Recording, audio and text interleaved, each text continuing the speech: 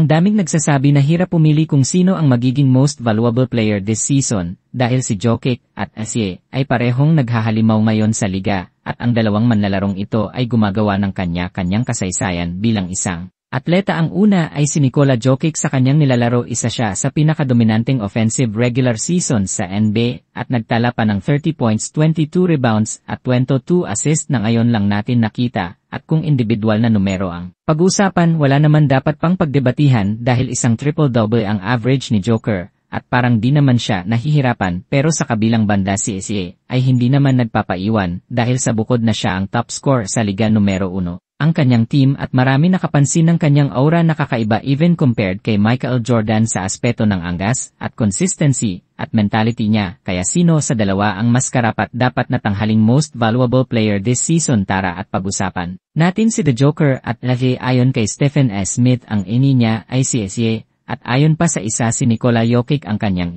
at wala makakapantay sa mga ginagawa niya. Umpisahan natin kay The Joker. Alam naman natin na 3 beses na ito nanalo ng most valuable player sa NBA pero sa kabila niyan nagagawa niya pa rin mag-improve every single day at this season nga ay pinapakita niya ang pinakadominanteng offensive season sa history ng liga, averaging triple-double while shooting 58% sa field, 81% sa free throw at 43% pa sa 3-point area at dyan di pa kayo namamangha, siya rin ang pangatlo sa scoring and rebounding, pang-4 sa steals per game at pangalawa sa assist per game. At isa pang argumento para kay Joker this season ay sa debate ngayon ay ang kahalagahan niya sa Denver Nuggets. During this elimination siya ang literal na sentro ng kanilang sistema at halos lahat ng plays nila ay dumadaan sa kanya and every time asa kanya ang bola, asahan mong maganda ang kanyang ipapakita. At sa bigat ng kanyang role sa prangkisa, pwede na sabihin natin kung wala si Joker ay malamang isang plain team lang ang Nuggets sa kanilang kumperensya. Dahil sa unang parte ng season ay nag-struggle si Murray at si Lee ay missing in action, si Joker ang nagbuhat sa kanyang team at siya ang dahilan pangatlo sila sa standings ng West this season. At kahit sino pa ang tanungin mo sa kanyang mga kasama, pareho lamang ang sasabihin nila na dumadali ang buhay nila pag andyan si Joker. Kaya kung yan ang pagbabasehan, ang dali ibigay ang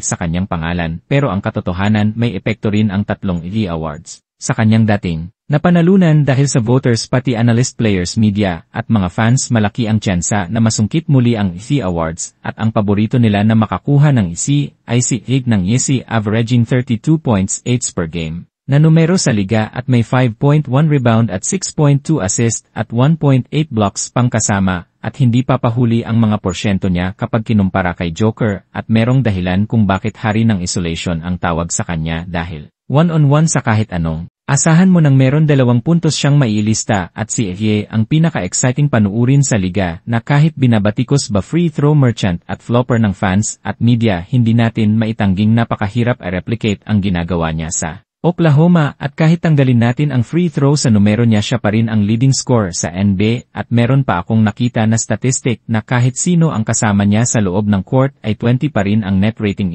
dahil sa kanya. Habang wala si Chet Hartington J sa kanila, hindi nagmamatter kung sino kasama ni Asie, positive pa rin ang impact sa kanila prangkisa. At patunay yan na hindi siya nabubuhat ng kanyang mga kasama, bagkus kabaliktaran pa ang nangyayari talaga. Kaya isang Oscar talent having all-time this season at number 1 pa sa kanilang kompetensya. Napakalakas ng narrative ni Asie na para ang ay makuha at hindi pa natin napag-uusapan ang aura niya na sinasabi nilang kakaiba na lumilinya pa sa mga ngawa ni Michael Jordan sa liga. Kaya para sagutin ang tanong kanina, sa tingin ko revenge numero 1 at individual greatness lang ang pagbabasehan, si Joker ang tanghaling having the most dominant offensive season history at binubuhat ang kanyang team. Pero kung magiging prangka tayo, mahihirapan din si Joker makakuha ng boto dahil bukod sa historic din performance ni Asie this season, mas malakas ang narrative sa kanya ngayon, isang 20 anyos na numero 1 sa isang prangkisa na nag-rebuild sa Oklahoma. Kumpara sa 3-time inina, halos pareho din sa mga nakaraang season na ang pinapakita. At bukod dyan, sa tingin ko marami pa rin sa community ang mahihirapang ibigay kay Joker ang pang-4 na dahil kapag yun ang nangyari, mahahanap na siya kay LeBron at Wilt na may tig-4 na rin. Pero sa opinyon mo, sino ang karapat dapat na rin?